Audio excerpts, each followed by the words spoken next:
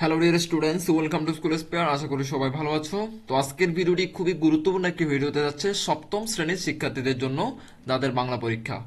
এই ভিডিওতে আমি তোমাদের সাথে বাংলা প্রশ্নটি শেয়ার করবো এবং সেই সাথে তোমাদের জন্য থাকবে উত্তর সহ, এবং আমি স্টেপ বাই স্টেপ তোমাদেরকে দেখিয়ে দিব তোমরা কিভাবে পরীক্ষা আনসার করবা, কিভাবে লিখবা এবং তোমরা কিভাবে বাসায় প্র্যাকটিস করবা, কারণ এখান থেকে কিন্তু কমন পড়ার সম্ভাবনা অনেক অনেক বেশি।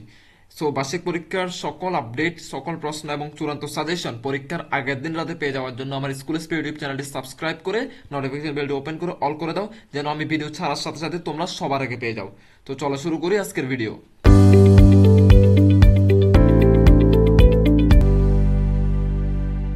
তো তোমাদের সময় থাকবে 3 ঘন্টা এবং তোমাদের নৈর্ভিত্তিক অংশের মান থাকবে 25।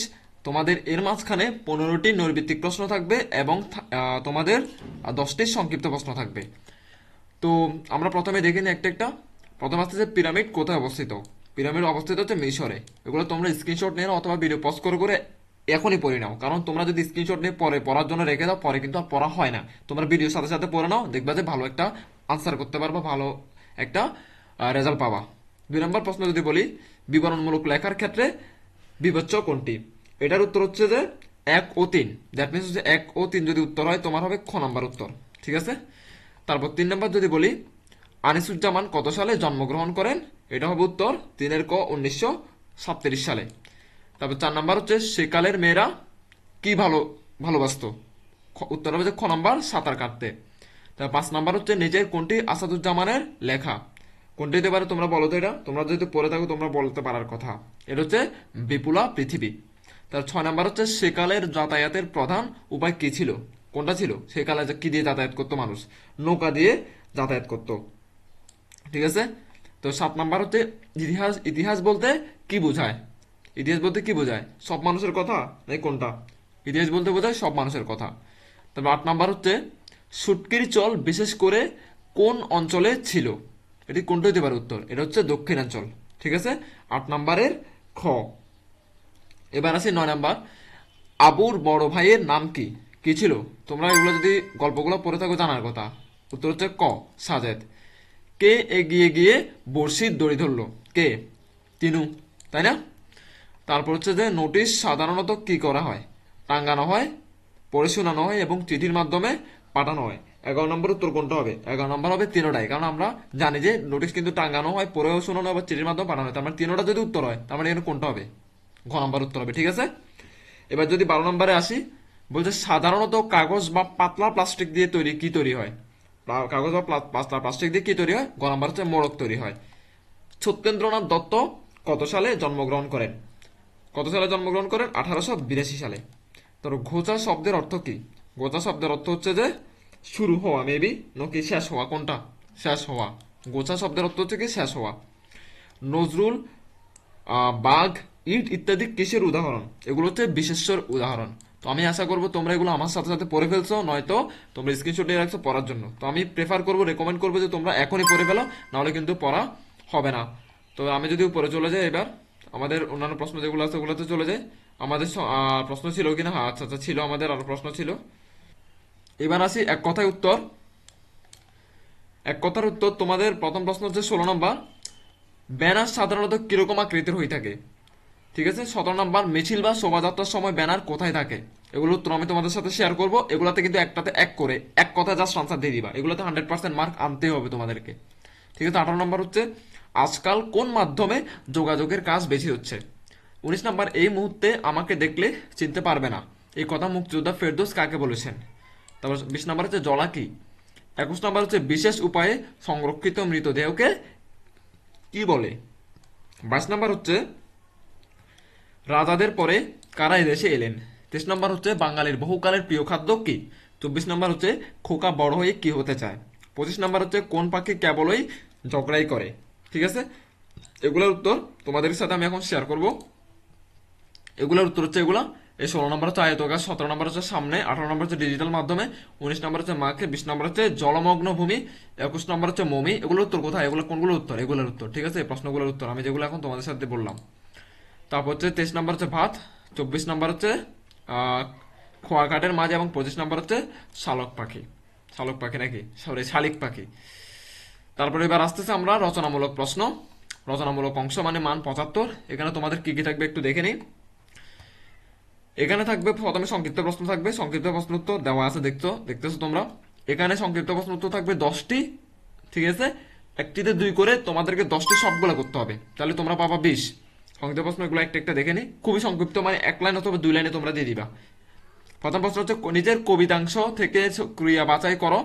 সিন্ধু আমার বন্ধু হয়ে রতন মানিক তার আমার তরি বোঝাই করে দেবে উপহার। দ্বীপে দ্বীপে আমার আশায় রাখবে পেতে থানা।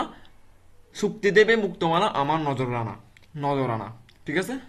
এবার এটা থেকে কি করতে বলছে, শব্দ বাছাই করতে বলছে। কোন শব্দ? ক্রিয়া শব্দ। 2 নম্বর প্রশ্ন বলতেছে কোন একটি বিষয় অনুচ্ছেদ লিখে উপসর্গের মাধ্যমে গঠিত শব্দগুলো নিচে দাগ দাও।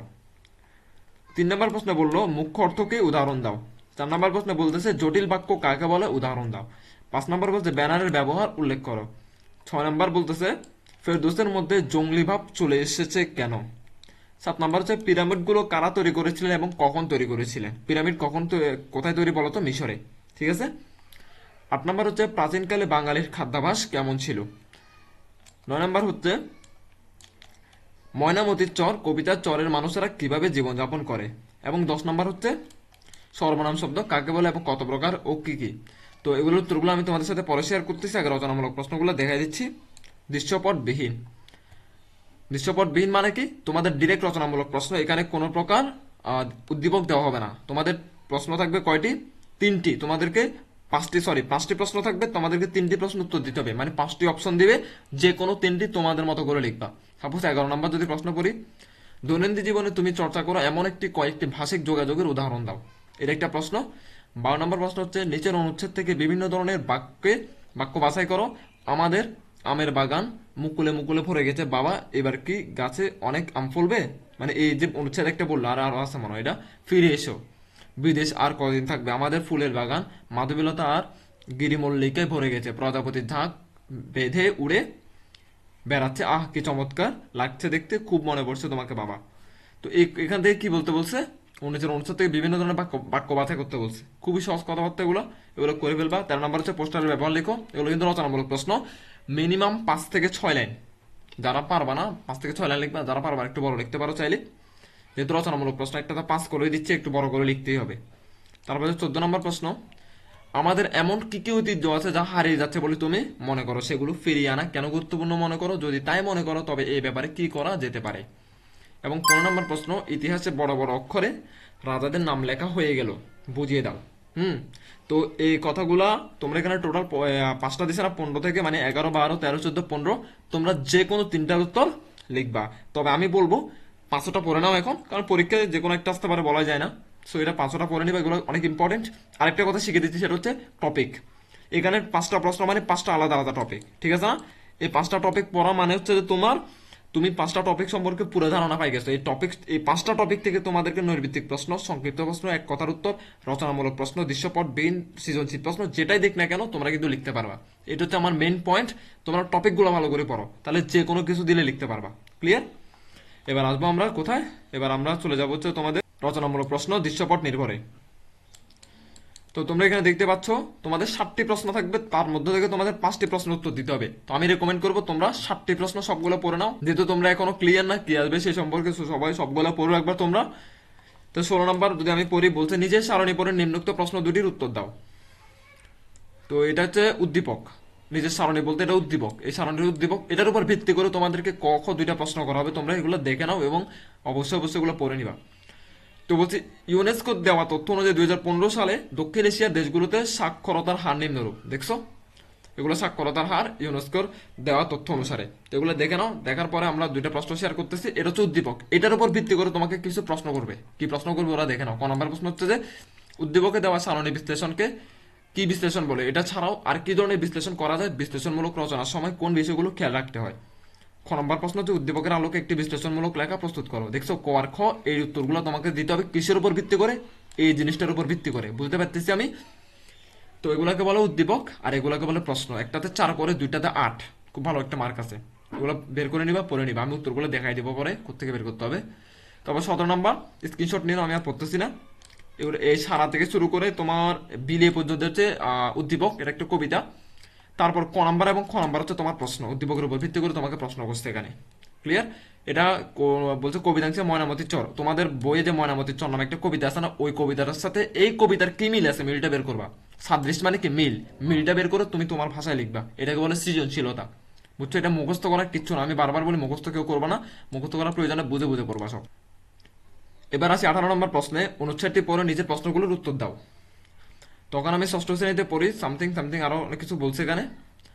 তো এটা তোমরা তখন থেকে শুরু করে বন পর্যন্ত, এটা হচ্ছে উদ্দীপক, এটা আগে পড়বা, পড়ার পরে কি বুঝছো তার উপর ডিপেন্ড করে ক নাম্বার এবং খ নাম্বার প্রশ্ন লিখবা। তোমরা এগুলো দেখে নাও। মানে তোমাদের উপরে গল্পের সঙ্গে বলতে আষাঢ়ের এক রাতে, তোমাদের বইয়ে একটা গল্প আছে না আষাঢ়ের এক রাতে, গল্পটা পড়ে এটার সাথে তোমার কি মিল আছে, মিলটা তোমরা বের করবা, বের করে দেন লিখবা। এবার যদি 19 নম্বর প্রশ্নে আসি, 19 নম্বর প্রশ্ন দেখো, এইটা হচ্ছে উদ্দীপক, উদ্দীপক দেখে নাও, উদ্দীপকের সাথে ক নাম্বার এবং খ নাম্বার হচ্ছে প্রশ্ন।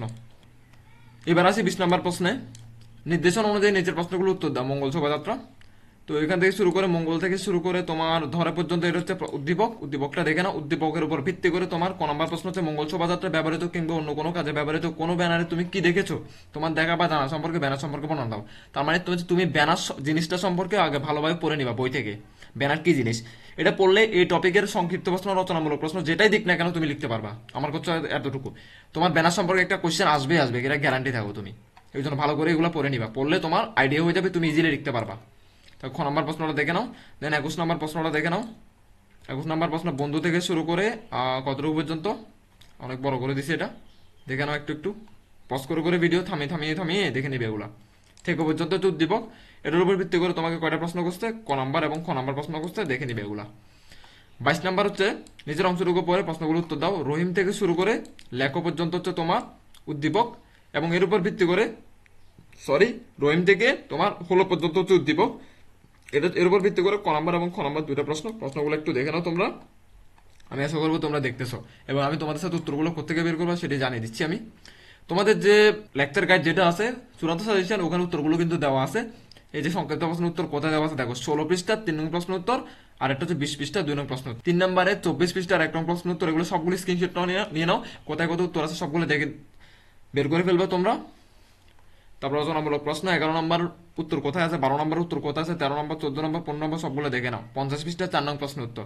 রচনামূলক প্রশ্ন দৃশ্যপট নির্ভর, এতক্ষণ যেগুলো নিয়ে আলোচনা করছে এগুলোর উত্তর কোথায় আছে, 16 থেকে শুরু করে 22 পর্যন্ত সবগুলো উত্তর কিন্তু দেওয়া আছে। ঠিক আছে, এগুলো তোমরা বের করে ফেলবা। আর যাদের কাছে গাইড নেই তারা কি করবা, আমি ডেসক্রিপশনে ভিডিওর একটা লিঙ্ক দিয়ে দিব, সেখানে আমি সবগুলো গাইড কোথা থেকে ডাউনলোড করতে হবে এবং আমি আমাদের ড্রাইভে আপলোড করে দিয়েছি, সেখান থেকে গাইডগুলো ডাউনলোড করে ওখান থেকে পড়ে নিবা।